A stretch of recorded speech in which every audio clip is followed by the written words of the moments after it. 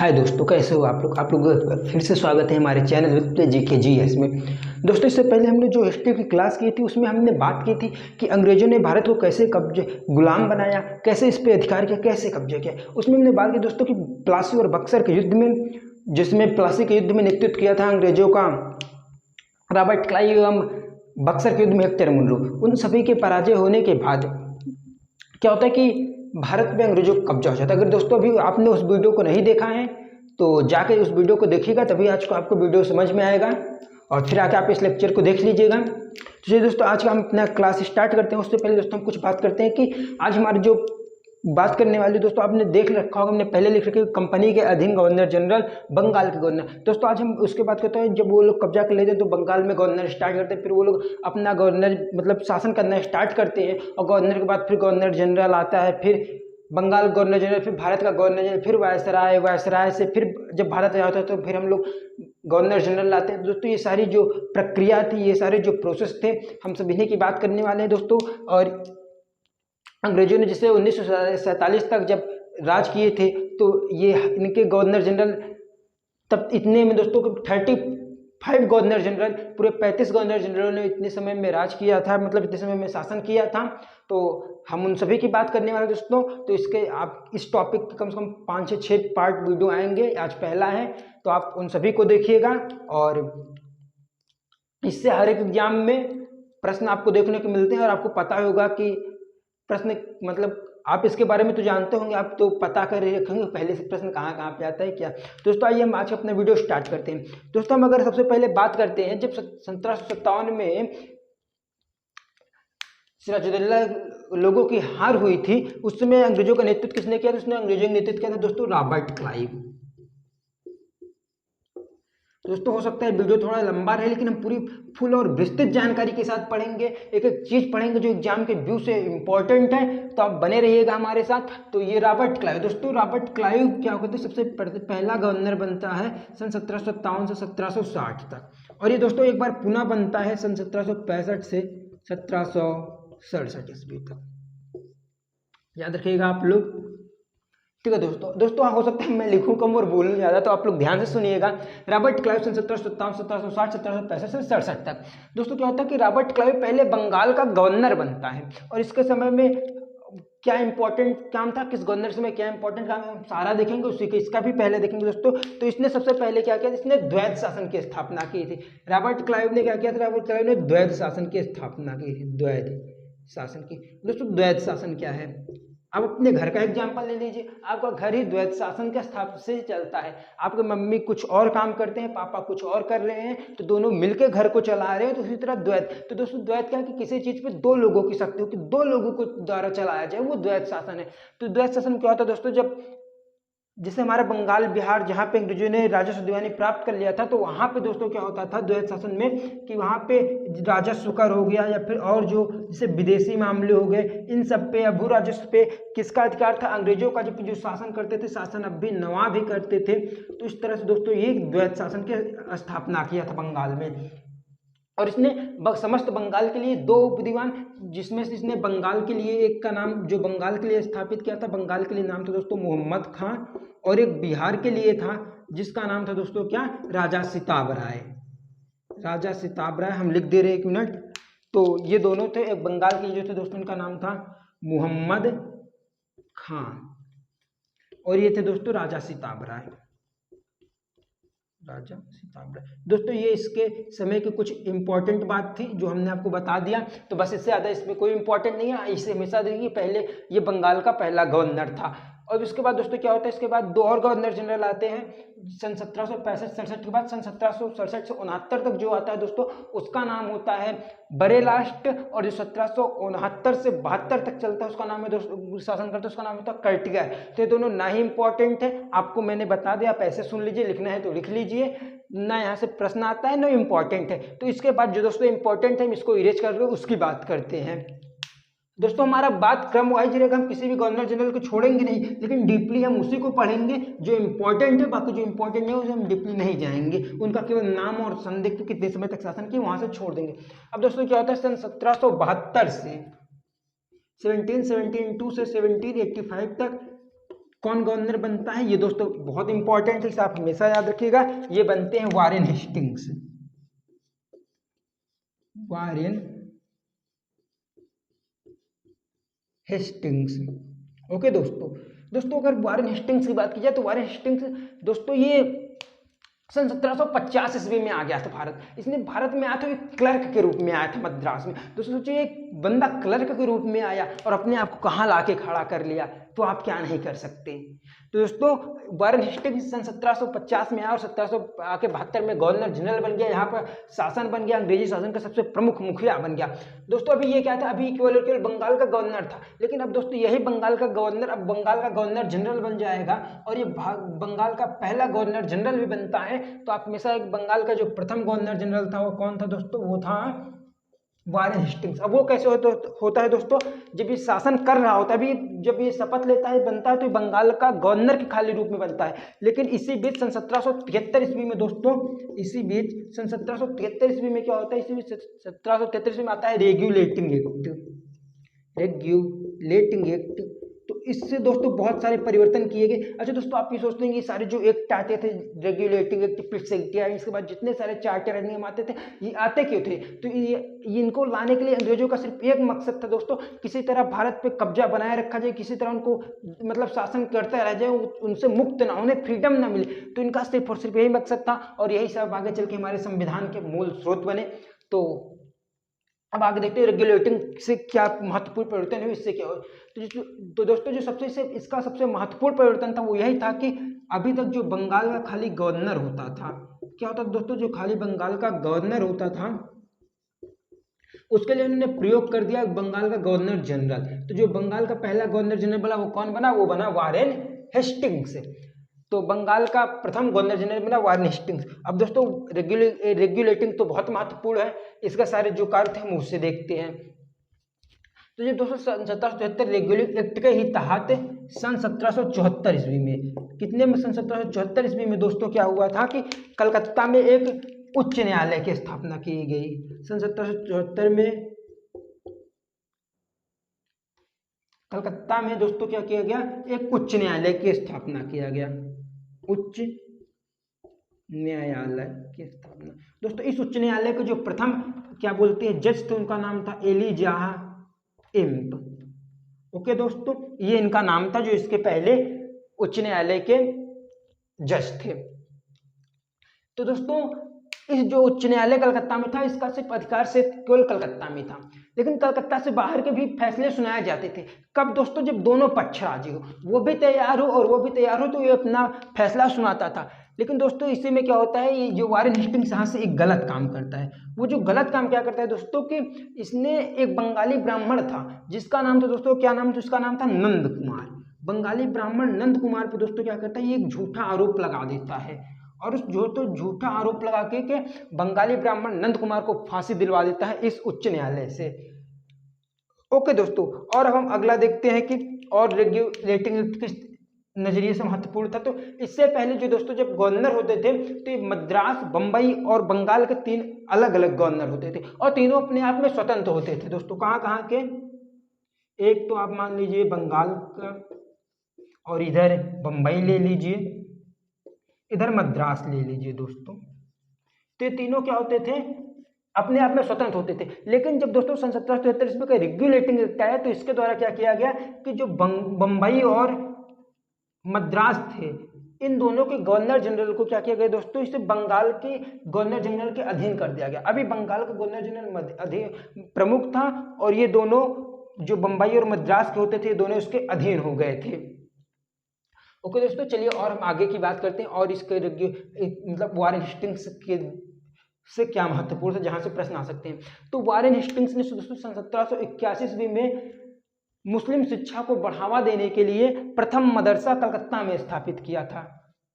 सन 1781 ईस्वी में मुस्लिम शिक्षा को बढ़ावा देने के लिए प्रथम मदरसा स्थापित किया, जो कि कलकत्ता में किया था। प्रथम मदरसा स्थापित किया कलकत्ता में। इसके समय में दोस्तों और क्या इंपॉर्टेंट टॉपिक है, तो इसके समय में, ओके दोस्तों, इसके समय में भारत का प्रथम समाचार पत्र जिसका आप लोग नाम जानते हो दोस्तों, क्या नाम था? The Bengal Gazette. The Bengal Gazette दोस्तों जो था ये वारेन हेस्टिंग्स के समय में सन 1780 ईस्वी में दोस्तों, सन 1780 ईस्वी में द बंगाल गजट, दोस्तों उनका नाम था, जिन्होंने इसको प्रकाशित किया था उनका नाम था जेम्स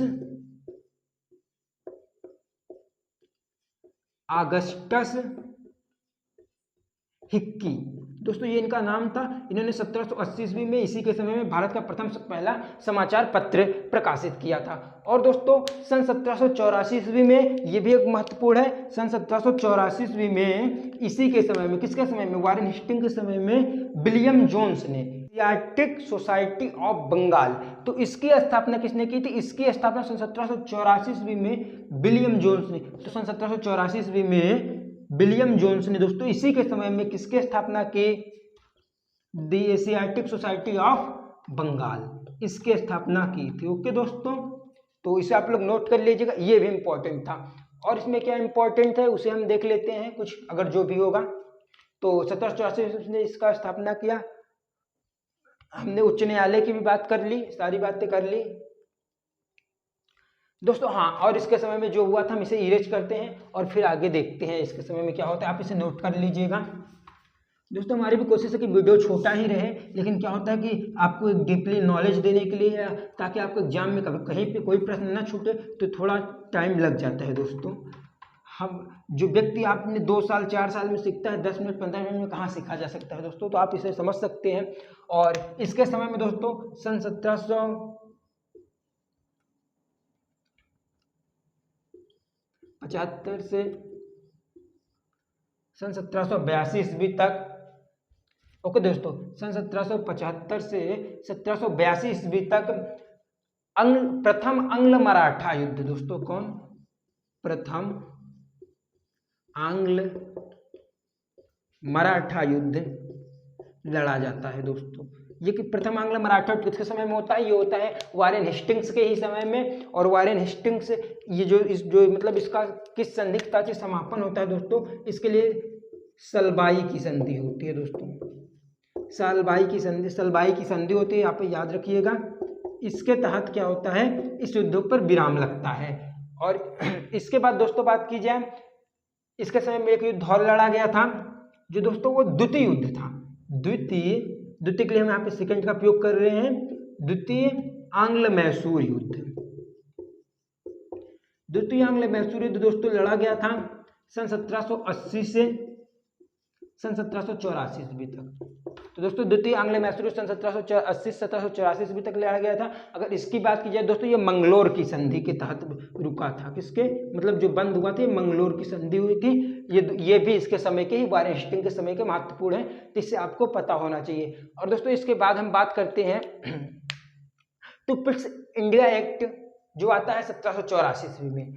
पिट्स इंडिया एक्ट दोस्तों आता है 1784 ईस्वी में। तो इस पिट्स इंडिया एक्ट से ये नाराज हो जाता है वारेन हेस्टिंग्स। तो ये पिट्स इंडिया एक्ट जो आता है इसके खिलाफ ये नाराज होता है और यहाँ से इस्तीफा दे के चला जाता है। जब ये इंग्लैंड में जाता है तो इसके खिलाफ बर्क महाभियोग चलाता है। तो इसके खिलाफ महाभियोग तो चलाता है, लेकिन क्या होता है दोस्तों, सन 1795 ईस्वी में इसको पूरे मतलब जो भी इसके ऊपर दोष लगे होते हैं या जो भी बोलते हैं, जिनके मतलब जो नाराजों की इस्तीफा दे गया था, सभी से मुक्त कर दिया जाता है और 1795 ईस्वी में इसे पूर्णतः मुक्त कर दिया जाता है। और इसके बाद दोस्तों अगर बात की जाए तो सन 1785 तक ये रहता है। उसके बाद सन 1785 से 86 के बीच में, सन 1775 से 86 बीच में दोस्तों एक गवर्नर जनरल आते हैं जिनका नाम होता है सर जॉन मैकफरसन। दोस्तों सर जॉन मैकफरसन ये केवल एक अस्थायी गवर्नर जनरल थे, तो इनका भी कोई महत्वपूर्ण नहीं है, ये अस्थायी थे। केवल समय के लिए जब ये गया था इस्तीफा देकर तो इन्हें बनाया गया था, ये अस्थायी थे, तो इनके लिए कोई वो नहीं था। अब हम जो इसके आगे इंपॉर्टेंट है हम उसे देखते हैं इन्हें इरेज करके।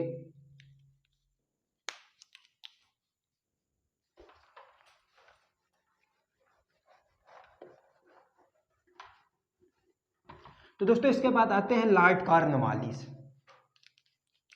कौन है दोस्तों? Lord Cornwallis. दोस्तों ये 1786 से 93, सन 1786 से 93, और एक बार पुनः 1805 ईस्वी में आते हैं। दोस्तों ये 1805 ईस्वी में आते हैं और तभी इनकी डेथ हो जाती है। तो ये 1805 में केवल एक आध महीने से कम भी रहते हैं तो इनकी मृत्यु हो जाती है। और 1786 से 93 का इनका जो कार्यकाल था ये इंपॉर्टेंट है, इसे आपको पढ़ना चाहिए। तो लॉर्ड कॉर्नवालिस को दोस्तों अगर बात की जाए, इसका जो सबसे महत्वपूर्ण चीज़ है वो ये था कि लॉर्ड कॉर्नवालिस को भारत में नागरिक सेवा का जनक कहा जाता है। इसे आप हमेशा याद रखिएगा, लॉर्ड कॉर्नवालिस को भारत में नागरिक सेवा का जनक कहा जाता है। ओके दोस्तों, लॉर्ड कॉर्नवालिस को भारत में नागरिक सेवा का जनक कहा जाता है। और इनका जो कुछ और इम्पोर्टेंट चीज़ है कि इन्होंने जो जिले के समस्त अधिकार होते थे ना दोस्तों, जिले के समस्त अधिकार कलेक्टर के हाथों में दे दिए। कलेक्टर से आप लोग डीएम बोलते दोस्तों, जिले के समस्त अधिकार इन्होंने कलेक्टर के हाथों में उठा के दे दिए। ये इनका इंपॉर्टेंट काम था। और जो इम्पोर्टेंट क्या था दोस्तों कि इन्होंने जिले में थाना बनाया, जिसे आप अभी थाना पुलिस स्टेशन बोल सकते हैं, तो उस पुलिस स्टेशन बनाया, पुलिस थाना बोल सकते हैं, इन्होंने बनाया। और उसका इंचार्ज बनाया किसे, उसका इंचार्ज इन्होंने बना दिया दरोगा को। ओके दोस्तों, और इन्होंने लॉर्ड कॉर्नवालिस को लॉर्ड कॉर्नवालिस अपने अस्थायी बंदोबस्त के लिए जाना जाता है। दोस्तों क्या होता है अस्थायी बंदोबस्त?